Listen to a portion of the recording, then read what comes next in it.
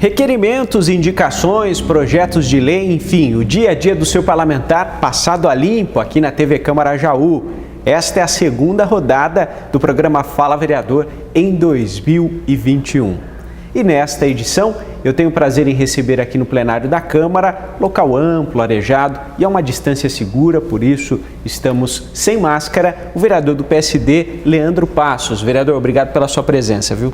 Eu que agradeço, Ângelo, pela oportunidade de poder estar expondo aqui para a população os nossos anseios, que vão de encontro às necessidades da população da cidade. Pois bem, vereador, a gente começa falando sobre um projeto de lei de autoria do senhor e do vereador Fábio Souza, que está tramitando nas comissões permanentes da Casa e que pretende proibir a implantação de albergues noturnos, casas de acolhimento e clínicas de recuperação nas proximidades de instituições de ensino, creches, asilos e outros estabelecimentos. Como é que surgiu a iniciativa de propor esse projeto e qual o objetivo de vocês com esse projeto?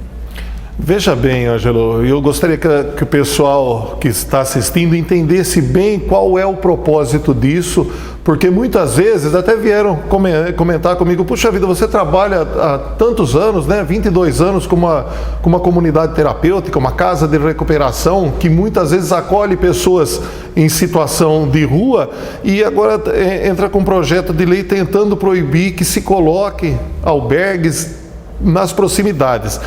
Isso vem de encontro à própria fala de alguns vereadores aí sobre as reclamações que existem dentro da cidade a respeito desse pessoal que aborda muita gente na rua. Hoje foi até falado esses dias na cidade que parece que o Jardim de Baixo se transformou numa Cracolândia.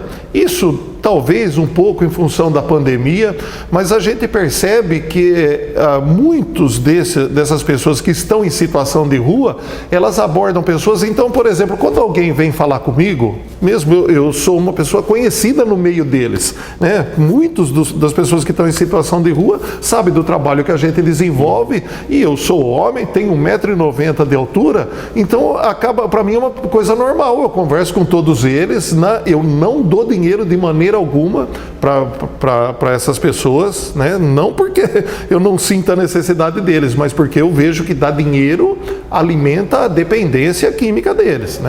Aí, se a gente deixar que sejam colocados, a gente não tentar uma forma de não deixar que esses albergues sejam construídos nas proximidades dessas instituições, como escolas, abrigos de idosos, o que vai acontecer? Volto a falar, eu gostaria que as minhas palavras fossem muito bem entendidas, porque quando eu faço uma comparação de um albergue desse com o sistema carcerário, eu não estou dizendo que quem mora na rua é bandido, não estou falando isso, mas agora eu quero que quem está ouvindo, me responda uma coisa. Pense, você já viu o sistema carcerário funcionar no nosso país? Não funciona. A gente vê que uma pessoa que fica presa, ela volta para a sociedade e volta pior. E muitas vezes, alguns tipos de acolhimento, eles acabam funcionando justamente ao contrário. Porque viver na rua, Ângelo, é uma coisa tão viciante quanto a própria droga. E sabe por que disso? Porque a pessoa está na rua, ela se acostuma, ela acaba se acostumando com essa situação. Ela não tem que pagar energia elétrica, ela não tem que pagar sua comida, ela não paga nada.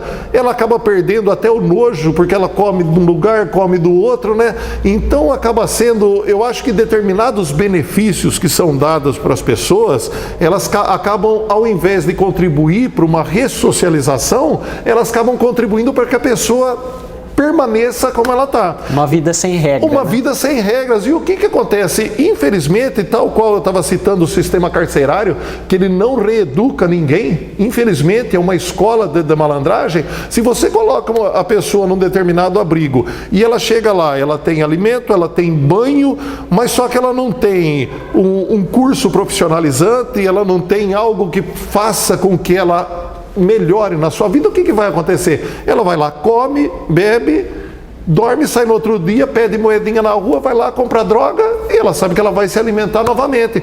Então, eu sou a favor de algo que faça com que a pessoa ela tem que ser obrigada. Se ela estiver dentro de um centro de acolhimento, isso seria o ideal. Muitas vezes não existe possibilidade de fazer isso. Mas se ela está dentro de um centro de acolhimento, ela teria que participar de um curso de algo, de ser proibida de fazer uso de droga enquanto ela está ali, de beber, né? Então ela faz um curso, faz algo, e se ela não fizer isso aí, ela não pode retornar lá para ter todos esses benefícios. Porque senão acaba, como eu estava dizendo, acaba contribuindo com o problema e ficando muito longe da solução. Vereador, assim como outros parlamentares, o senhor se mostrou bastante preocupado com a situação enfrentada pela AMAI. O senhor tem participado, inclusive, das reuniões e tem acompanhado de perto essa questão. Sim, nós fomos lá, inclusive, como eu citei na sessão retrasada aí, eu passei pelo lugar, porque a gente anda pela cidade vendo os serviços, né? Eu quero aproveitar esse momento para parabenizar a Secretaria de Mobilidade Urbana pelo que tem feito aqui na cidade. O secretário Márcio PX está sendo ímpar naquilo que ele está fazendo, né? E eu vi o pessoal roçando ali por perto da AMAI e fui perguntar para ele, parabenizar, conversar com o rapaz. Ele falou assim, a gente está fazendo isso aqui porque aqui vai ser um abrigo de morador de rua, na AMAI, né? Inclusive isso foi suscitado foi nas uma coisa, né? Leva a outra, perceba bem, né? E aí eu fui conversar com o pessoal, na hora não tinha os responsáveis ali, mas depois a gente foi buscar mais a fundo e perceber a situação que a AMAI está vivendo no passado, um passado recente aí. A AMAI foi roubada porque a direção dali desviou o dinheiro, não foi possível prestar contas, perdeu o convênio. Aí a gente começa a conversar, ali dentro existem outras pessoas, né? Existem médicos que fazem um trabalho muito bacana ali dentro com os cegos. Tem duas professoras ali, a mãe e a filha, né? Inclusive uma delas foi professora do ex-vereador Estevão, né? que é deficiente visual. Eles têm um arsenal de ferramentas ali para trabalhar com essas pessoas, um trabalho de longa data. E depois que a gente entrou com esse requerimento, que a gente vestiu a camisa da AMAI aqui para tentar encontrar uma solução, a gente sabe que existe um problema sério ali, né? Mas veja bem quantos simpatizantes dentro da cidade existem que gostariam que aquilo lá continuasse e ali no mesmo lugar. Porque eles já conseguiram, através de doações de pessoas parceiras, o dinheiro para devolver para a prefeitura, que inclusive, segundo eles, está sendo muito difícil de fazer isso aí, e as outras dívidas de salário com a fazenda, tudo, isso aí eles parcelaram esses pagamentos e estão cumprindo religiosamente. Então, o que a gente pede, a busca com isso, não é um jeitinho, Ângelo, que eles deem um jeitinho de continuar lá. Jeitinho não funciona. Precisa encontrar um caminho correto, um caminho jurídico que faça com que a AMAI possa pagar essas dívidas e lá na frente reaver esse convênio com a prefeitura.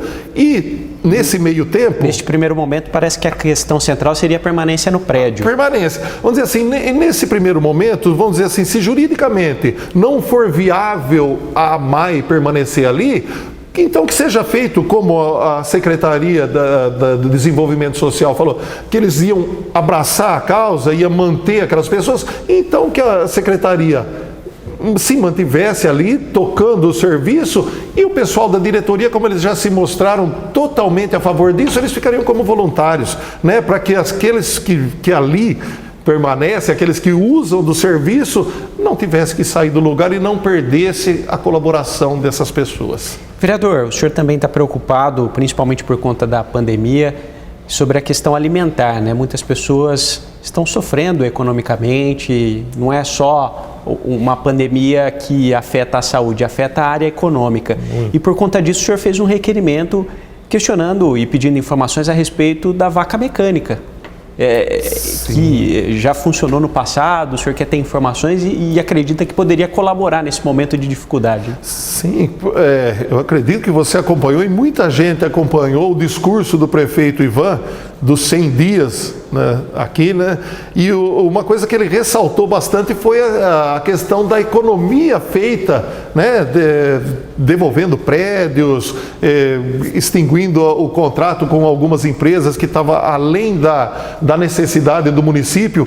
Então, se está gerando uma economia, Ângelo, a gente percebe que, segundo que eu não estou aqui para ficar criticando a gestão anterior, mas a gente percebe que muita coisa deixou de existir no governo Rafael Agostinho. Desde o começo foi desativado esse projeto da vaca mecânica. Eu não sei onde está, por isso que eu fiz o requerimento, eu não sei onde está e em que condições estão esses equipamentos de vaca mecânica. Pelo que eu sei, se eu não me engano, são 6 equipamentos desse, sendo que 4, quando parou, estavam em pleno funcionamento.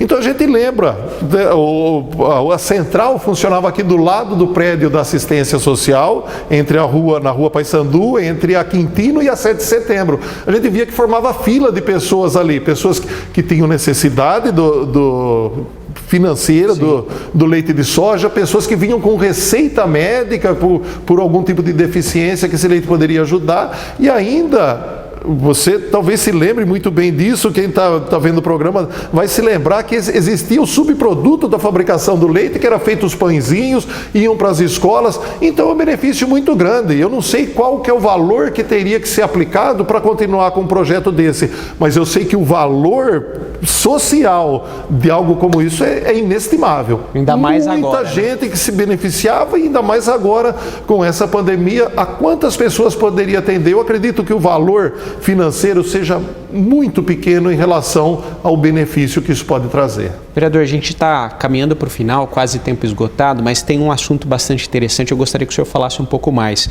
O senhor apresentou um requerimento pedindo que o prefeito estude a possibilidade de implantar o sistema eletrônico de licenciamento de construções. Qual que é o objetivo desse sistema? É acelerar, tirar a burocracia? Olha, eu não sei em relação aos outros vereadores, mas muita gente se queixa disso, né? Por exemplo, você precisa da licença para começar uma obra. Tudo bem, tem muita gente que ainda sem essa autorização, a pessoa começa, ele tem o terreno, ele marca lá, ele tem uma planta, né? Não, isso aí seria uma licença, um alvará de funcionamento. Tá. O princípio. Agora o habite-se, tem pessoas que vieram falar comigo que já vieram 7 ou 8 vezes aqui, vem e volta, às vezes a planta não está batendo alguma coisinha, tem que corrigir. Tem pessoas que não têm o habite-se, já tem essa casa pronta.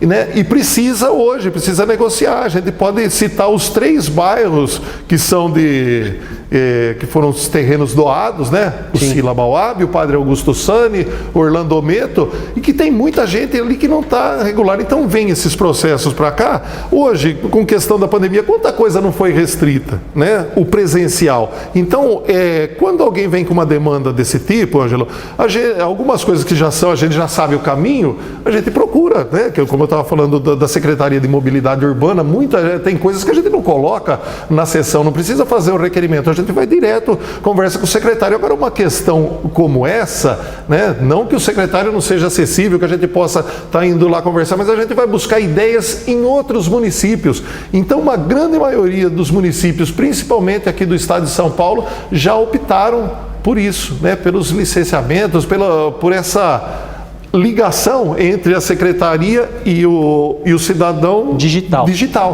Né? E eu acredito que o mundo todo, a maioria das coisas está nesse caminho, está indo nesse sentido. Vereador, tempo esgotado, mais uma vez, obrigado pela sua presença aqui, viu? Eu que agradeço pela oportunidade, né? E vamos continuar lutando pela nossa cidade. Pois bem, esses foram os pronunciamentos aqui do vereador Leandro Passos, do PSD. Eu agradeço a sua companhia, o carinho da sua audiência e até o próximo programa.